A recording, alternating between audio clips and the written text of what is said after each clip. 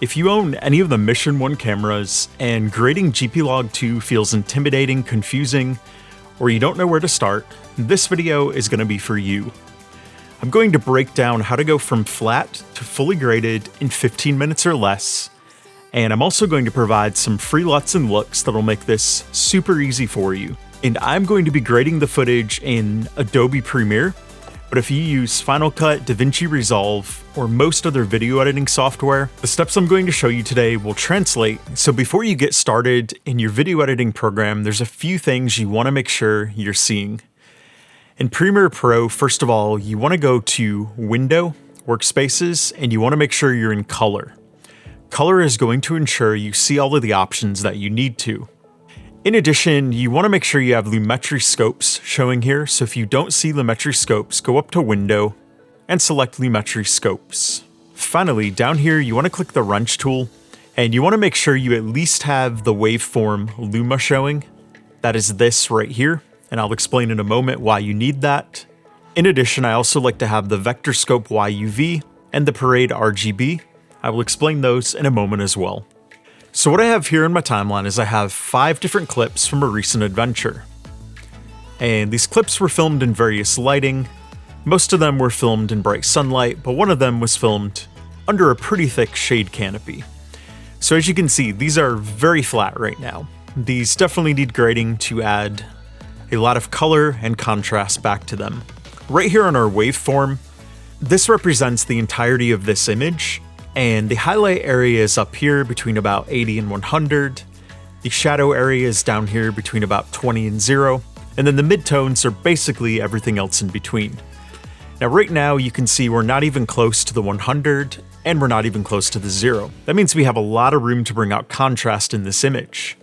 So step 1, we first of all want to make an adjustment layer. And in Premiere, all you have to do is go up here to File, New, and select Adjustment Layer. This adjustment layer is going to be a layer that we can drop over top of our clips, and we can make changes to it that can apply to all of the clips.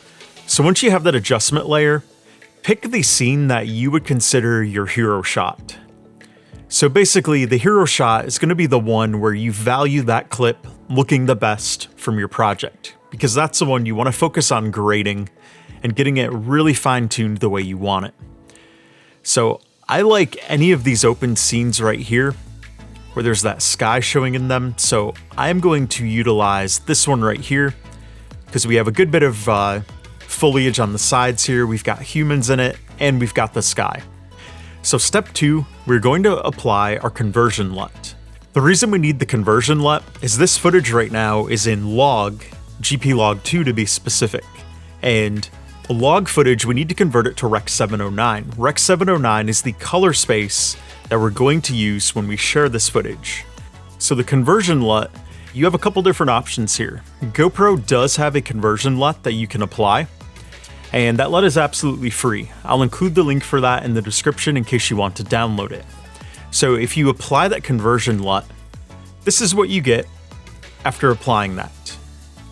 And it looks good overall. It actually has a little bit of a cinematic feel to it already, so it's not bad. But I actually built my own conversion LUT that I like a little bit better. It'll start you from a little bit more of a neutral point, and then you can do some of your customizations on that. But in a moment, I'll show you my looks that I've built, and those will include the conversion LUT and the look built into it, so it's one click. But I first want to show you how to grade this footage, because I don't want to just leave you with looks and LUTs without you understanding how to do it. So the one that I have created is this GPLog2 to Rec709.cube. So when we open that, that is our conversion. And I like how it looks as a good starting point. So once we've applied that conversion LUT, if I toggle this on and off, you can see our waveforms over here, they stretch. The shadows get closer to 0, and the highlights get closer to 100. But we still have room to add some contrast. So step number 3 is we want to go down here, we want to start adding contrast. Now my favorite way to do this is to do this using the curves. So on the white curve here, this represents the entirety of the image. We're going to put a dot where each of the horizontal and vertical lines cross. So one dot right here represents the realm of the shadows. This dot in the middle represents the realm of the midtones. And this one up here represents the realm of the highlights. So the first thing I'm going to do is I'm going to grab onto this dot and I'm going to pull down along this line. Now you can see how this is adding quite a bit more contrast to our image in the shadows. And we want to look at our waveform and we want to make sure nothing goes down to 0.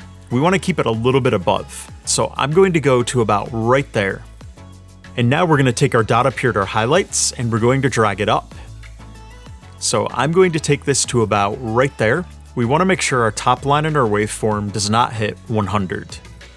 So right there, if we toggle this off and back on, you can see how much contrast we were able to add there. And that makes it look really good. And if we were to toggle this off from our starting point to now, you can see already how much our conversion and our contrast adds to it. It looks night and day different, and it already looks great. But we're not done yet. The next thing we want to do is we want to add some vibrance to this. So I'm going to go here to Creative, and I'm going to click on Vibrance, and I'm going to add 30. So when we add some vibrance, that's going to add some saturation, but it's going to be much more subtle than if we did saturation directly.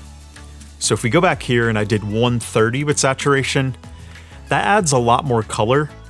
And you can see up here that starts to get our colors really close to that line.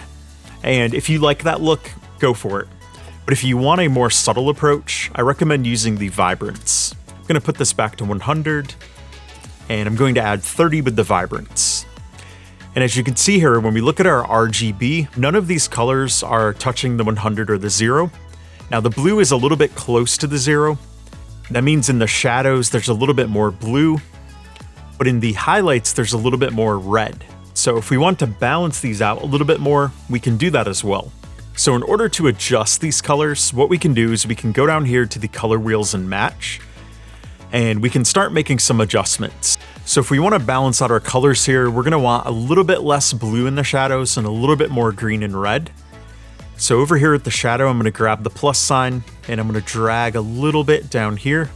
And you can see it balancing out pretty well right there. Our red, our green, and our blue are pretty even right here in about the range of 5 to 7. And then for the highlights, our red would need to come down a little bit. So we can drag down here in this direction very subtly. And we're going to get that. So if I toggle the color wheels and match on and off, you can see the subtle change. It basically made this a little bit more balanced, a little bit less of a warm look to it. You might want the warm look though, so change that as you wish to. I'm just showing you how to do that.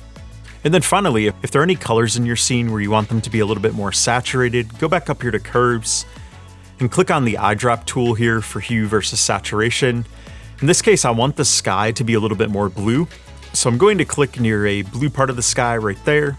And I'm also going to drag the dots a little bit to both sides so that this is fully capturing the colors in the sky.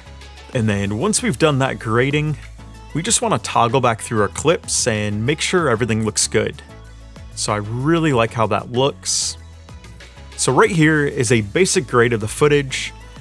Again, if we start back here to what we started with versus what we have now, that is what just that little bit of grading did. It took that footage from flat to fully graded, and it looks very nice and usable. But let's talk about looks. So what I'm going to do is I'm going to clear everything I've done here. I'm going to click Reset Effect, and it's going to reset everything we've done.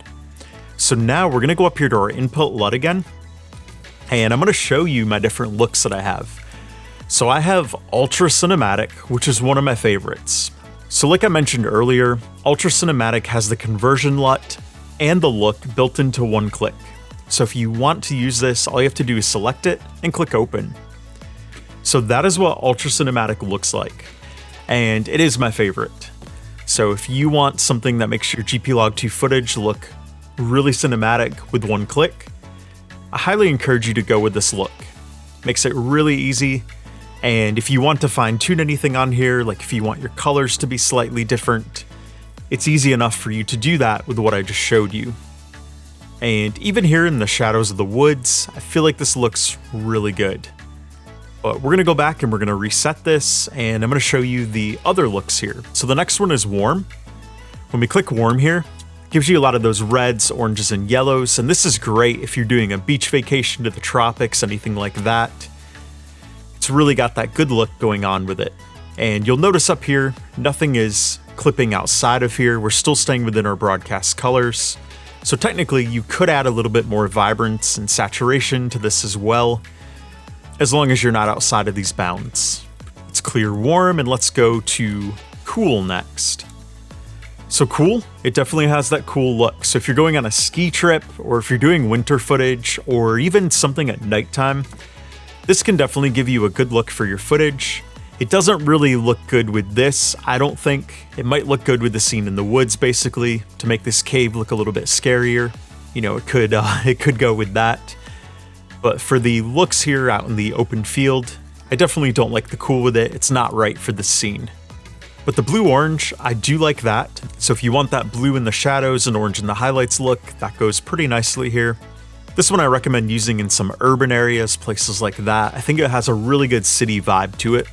And then finally, the last one down here, that classic cinematic.